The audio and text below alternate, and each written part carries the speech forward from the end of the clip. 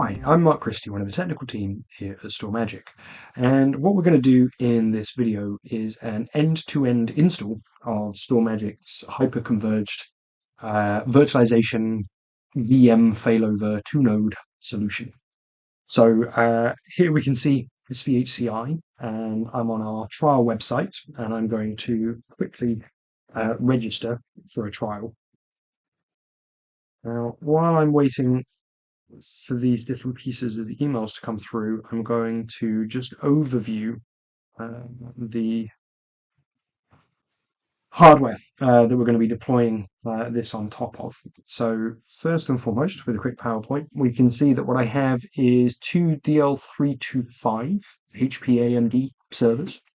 We've got some separate boot storage to host SvHCI. And then as my hyperconverged SAN storage, we can see I'm leveraging 1.92 terabyte SATA SSDs in a RAID 5. Okay, so all fairly bog standard stuff. And as we're aware, then SvHCI, SvSAN can consume either hardware RAID storage like this, or you can map up individual drives, be they NVMe, SSD, or HDD, and do software RAID over the top. Okay, so we're going to do another of these videos with some Simply NUC systems later on that just have two M2 adapters, and we do a software RAID 1 over the two to make them resilient within the node. We can also see, all right, with my fairly poor diagram, that I have some back-to-back cabling for my storage. Okay, so I've got effectively a concept of a front-end VM network, management and virtual machine network, and then my storage, my live migration, my synchronization networking as some infrastructure networking. So that's the systems that I'm deploying to. And having registered for the trial, we will receive this one through. So we can see that the email comes from news@storemagic.com, and we get a fairly basic sort of email come through. We can download the images, and we can then complete our trial request form. Now we'll see this open up. And we re-enter some details.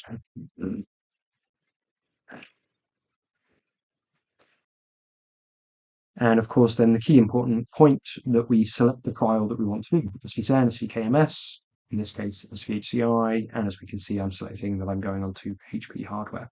So I now request my free trial. That goes to a member of the StoreMagic team to be approved, and we'll then receive another email. Okay, so with that second form completed and then approved, we then receive a follow-up email. Once again, news@storemagic. We can download the images to make it look nice and pretty.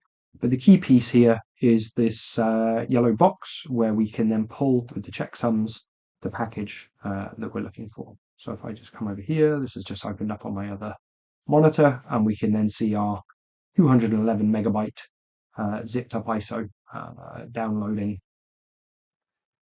And also then the two evaluation keys that we're going to use as we run through this install. So, flicking back to my actual hardware then, let us start with the ILOs on these systems. Okay, so as we can see, DL325 Gen 11s, if I take a look at my system information, we can see that we've got some nice high core count single socket AMD CPUs there at 24 cores, 48 threads. I think I've got 128 gig, 64, 128, 256 gig of memory. And if we take a look at my networks then on those jack cables that I referenced earlier, we can see that I've got some bog standard 1 gigs, I've got some 10 gigs, and then I've actually got some 100 gigs to play with as well. So we'll leverage those as our storage networking. It could just as easily be 10 gigs, but as you can see, they're not currently cabled within this lab, so I'm going to leverage those 100 gigs, but 10 gig would be no issue at all. 1 gig would be no issue at all. It just becomes a network bottleneck, as it were. We can see under our device inventory then the list of those different pieces of hardware and the different firmwares that we have. And if we take a look at storage as well then, just to confirm, we have then our NS204 with the two 480 gig boot disks, and we have a Mega RAID adapter there with those 1, 2, 3, 4, in this case 5 SSDs there in that RAID 5. So we've got then two matching DL325s. Now we can also see that I'm actually already installed with SvHCI. We're going to scrub that and we're going to start again. Okay. Standard ILO related stuff. We are going to browse to our SvHCI ISO. So included within that download was a zip. There's some documentation, some folders, things like that. Just extract it out, and you've got the ISO that you can then mount up. And we can then do a reset of the system and start the boot process into that ISO. Now, these systems, I'm based in the UK. These systems are in a US-based lab in Colorado somewhere, I think, that I'm connected to via a VPN. So I'm going to be copying the SvHCI ISO over the wire, as it were.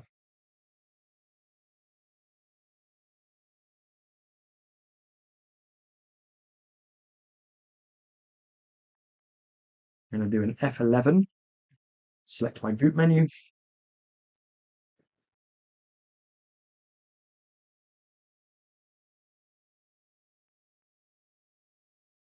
So with the boot menu loaded, we're going to select our ILO virtual CD-ROM.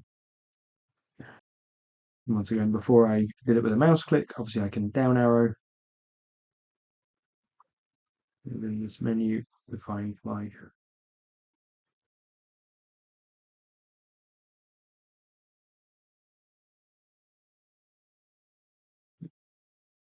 hello one more time. Hello virtual CD-ROM for the other host. And as we can see then, we're going to do a manual install in this instance because I want to be able to show you the sort of workflow. And same thing over here. Now the SvHCI ISO, I can find the relevant section where I've got it locally.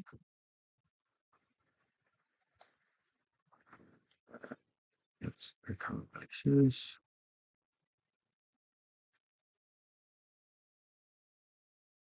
Is 160 megabytes. No, that's the upgrade image. My apologies for the firmware upgrade. Sorry, it's 300 megabytes. That makes it a little bit small. So there'll be about 300 megabytes being pushed out or pushed up over the WAN through the VPN to these remote systems as we speak.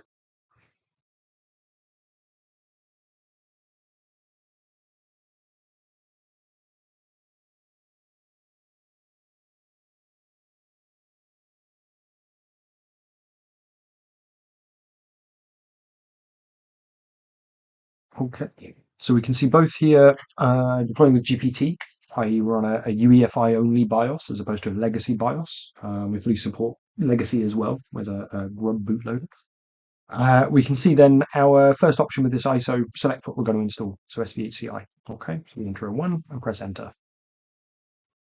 Having taken a look at the disks in the system, we can see that there is our NS204 with an additional 480 gig SSD. I'm not actually going to use that for this install. That can just sit there. And then we have our RAID 5 SAN storage. As I stated, we can also do software RAID for install, for boot. But in this instance, I've got all the sort of internal storage resiliency I want. So I simply select disk 1, my NS204s, and press enter. And next up is the network cards. So we can see, as we referenced before within the ILO, my 4-port 1 gigs, my dual port 10 gigs, these BCM 57416s, 10 gig RDMAs, and then the Mellanox ConnectX-6 100 gigs that we're using for our storage. So out of those 1 gigs, due to cabling in the lab, we've just got 1 NIC selected, so we should have NIC redundancy there, but we could add that in later on, which I'll show you. But I'm just going to select, in this instance, NIC 5.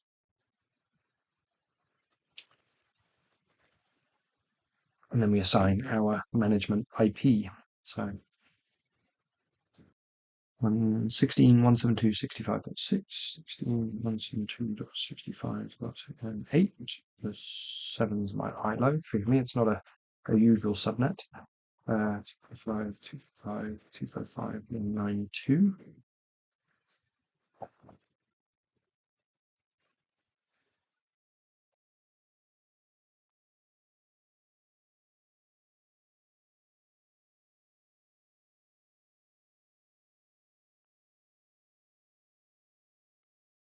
whoops.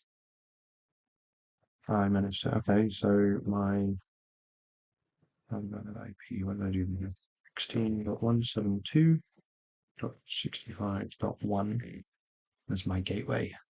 I don't have VLAN tagging on there. DNS 16.157.16.91.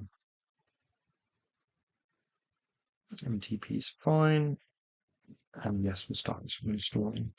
So I managed to not enter my gateway. So actually I'm going to leave that one as is, as if I made a typo. Now I could Control C here and restart my installer. I can also do the install and then log in via the console and correct it post install, which is what I'm going to do. So Control C to restart that installation wizard and be able to define it correctly. I'm going to intentionally leave that default gateway unset, as it were, and we'll add it in via the console once we're all up and installed.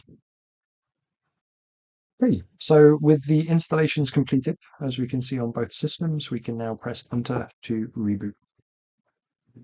Okay, so with both systems all deployed, we can now connect to this one's web GUI. And I'm actually just going to do a few steps really. We're going to log in first and foremost with our default username and password that gets set at deployment, admin and password. Now on this screen, let's do the same thing, but we'll note that we shouldn't be able to get there because of that default gateway not being set. Okay. So here we accept the license agreement. And then we can license the box. So as we know from StoreMagic software, this is a one-time connection during a license. Other than that, the box doesn't chat out at all. And it will be routing out to licensing.storemagic.com. If it's in a closed environment, we can either do proxy, and we can upload an offline license file. So licensing.storemagic.com. Anybody can come in here, download an offline license file, and we would therefore then paste in our license key and paste in our serial number, and then upload or download that key, and then upload it to the box.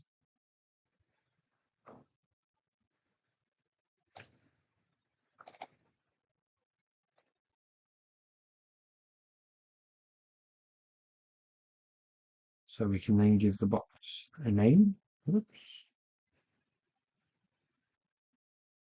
Call this guy equivalent to a host 1, DL325 Gen 11. And I'm going to put a domain name in of just storemagic.lab. I'm also going to set my own password, obviously replacing that default password. And we finish the setup or the initial setup. Now this guy, as we noted, we errored on setting up I typoed the default gateway. So what we can do on here is to log in via the console as password, and we can see that my default gateway is blank, and we can now set this correctly. That's 65.1.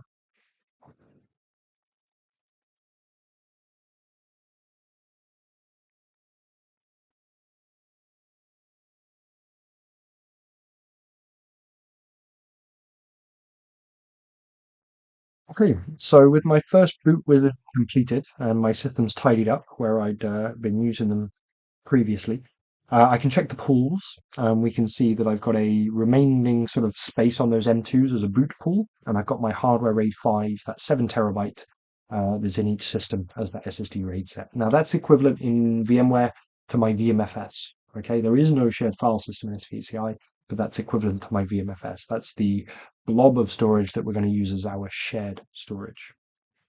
Now, under the network screen, my next step is to effectively provision up my VM port groups and my vSwitches.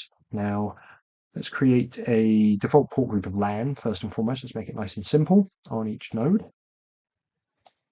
And this will need to be present on both systems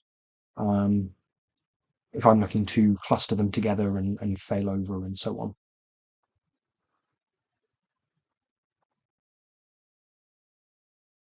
Now, for those in a VMware world, we'll see this interface. This is equivalent to your VM kernel adapter. So this is VMK0, effectively the management IP of the node itself, and it's on the LAN vSwitch, and then I've just provisioned out that LAN port group. So now what we're going to do is create some additional vSwitches that we're going to use as our storage infrastructure vSwitches. So I'm going to come on that guy there, switch 1. And I'm doing them as separate vSwitches and separate IP subnets because they're DAC cabled between the two systems.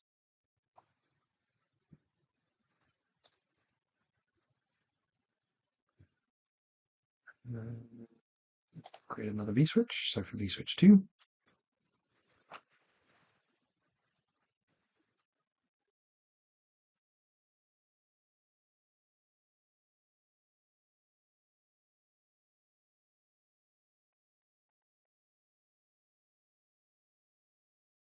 And then we can create some interfaces on these guys as well. So we ensure that we're selecting the right vSwitch in for 2 in this instance. And I'm going to go 112.168.2.2 over here. And I'm going to flag him for iSCSI and preferred for that synchronization traffic. So let's just do the equivalent over here, vSwitch 2, infra 2, and let's say 2.1, iSCSI error preferred. I'm also then going to create one final interface for 1, vSwitch 1.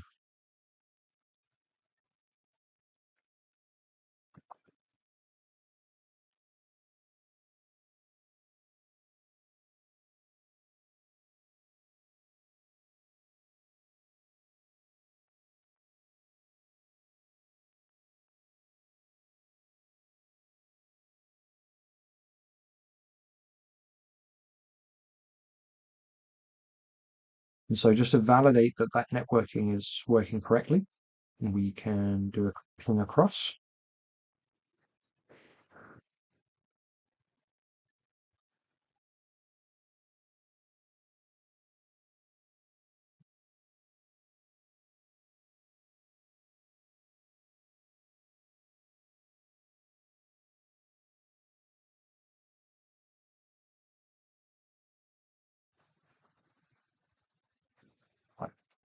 So having created our vSwitches, we can now cluster the nodes together. So we can see on the discovery screen, discovery page, the different bits of clustering, and we can see they're just single nodes at the moment. So what I'm going to do now is select join, and we can see node 2 over here, and my witness device that I'm then using to cluster these guys together. So that's simple. We're now a cluster. So the next step, and I'm going to pause the video while we upload, is just to upload some ISOs to be able to do our install. Now I'm going to put them on the boot pool, and we'll go here, Ubuntu desktop, and start that uploading. And on this guy, we'll just upload a Windows one. So once they're uploaded, I will resume the video and we'll create some VMs. Be right back. Okay, so having uploaded our ISO files, we can now effectively provision our VMs. So let us do a demo with VM01. We're going to do UEFI. We'll create it as a protected. Protected effectively means highly available and mirrored. I'll give it, I don't know, 8 gig of memory, 4 CPUs. We can do PV-SCSI. We can do US English. We'll put it on the LAN network. We'll mount the Windows ISO to it. Demo win VM01 disk 01, 90 gig. Put it on the RAID and apply. Why don't we come over here? And here we can create our Ubuntu.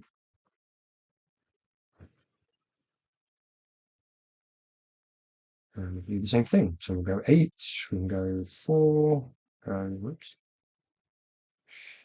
We'll put it on the LAN. We could select Ubuntu.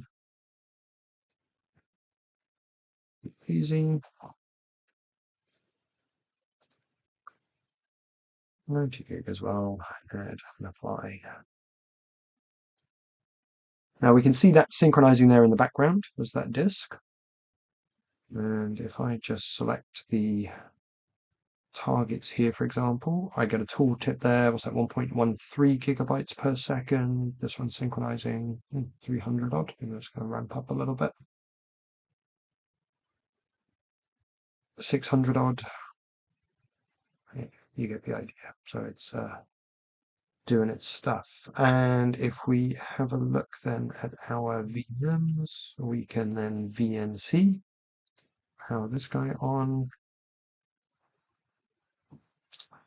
Whoops, load Windows. Send a Control Alt Delete.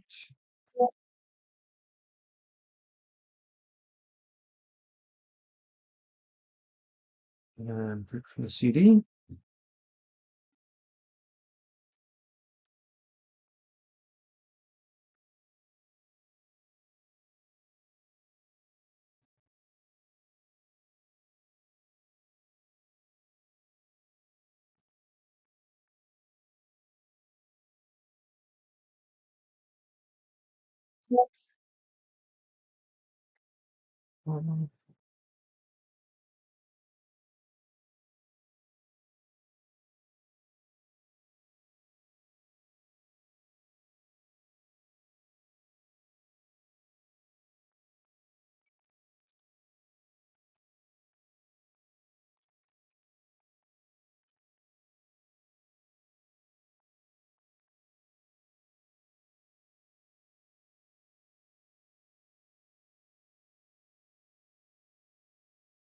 And on this side.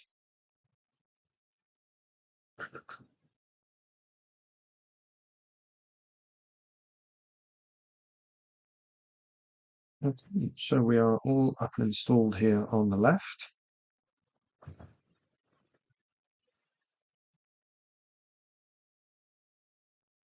Firewall.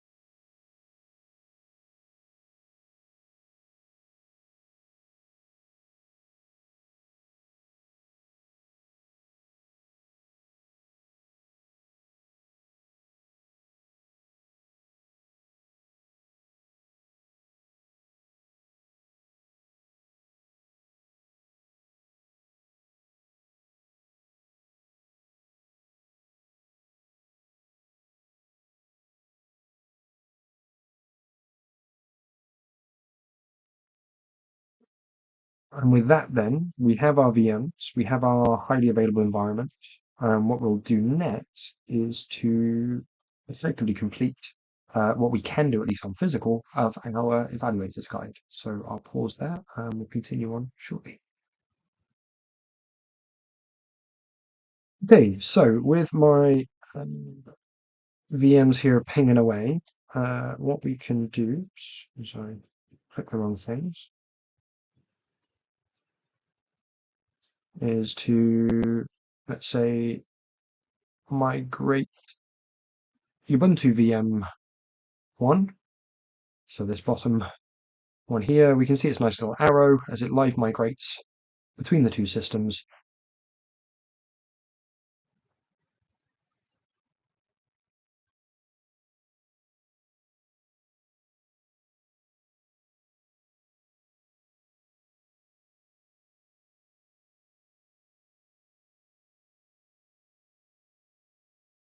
And is now up and running on the other system with a view that then I can do whatever maintenance I want to host to, non-disruptive to my virtual machines, non-disruptive to my cluster.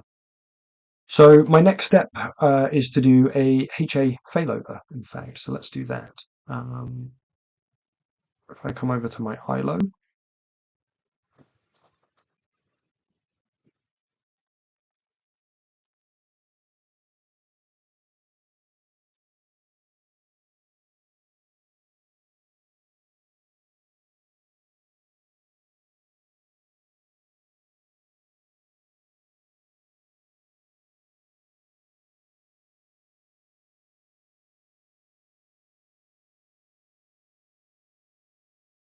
and a hard power off of host one.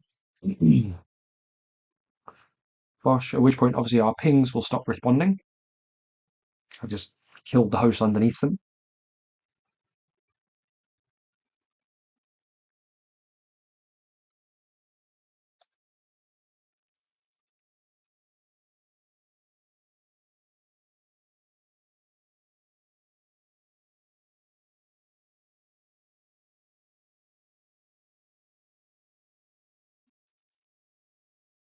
And we can obviously then see them state on and starting up on the other system.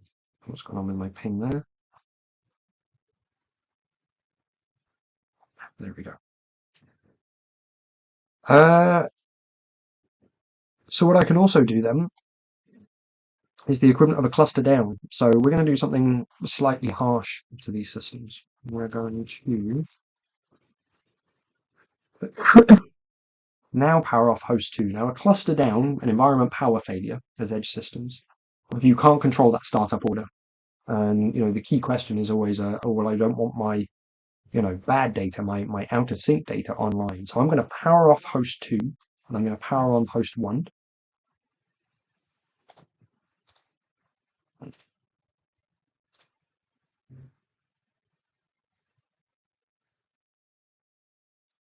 So host 2 is now off, nothing is responding. My cluster is down. We are in an offline scenario. And I'm going to bring back host 1. And what we'll see once this is started is that my VMs won't power on over here because this is the offline side. What I will then do is power on host 2, and we'll see that those VMs come up without any manual intervention, i.e. the enterprise core and the enterprise clustering protecting this data, protecting these VMs, in the event of servers coming up in a bad order or anything else, thanks to the quorum and clustering that we have there in place to ensure that the data is good.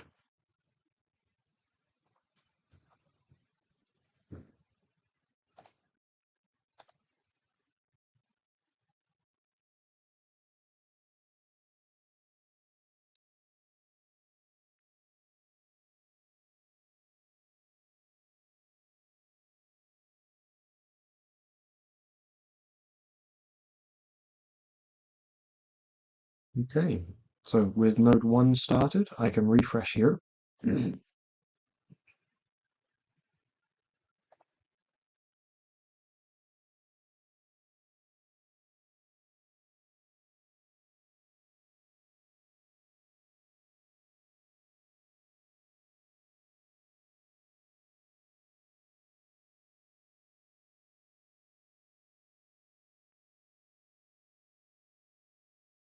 Okay, and we can see that our VMs are still powered off. We can take a look at the storage, and we can see that the disks are offline, storage is unsynchronized, and that my system, therefore, is in an error state because of those disks being offline. So that is the detection that I have failed node 1, failed node 2, 2 being the last good data, brought node 1 back, and it's holding my VMs offline. So now with a power press, we can bring 2 up, and we should then see VMs come online automatically with the data set from host 2.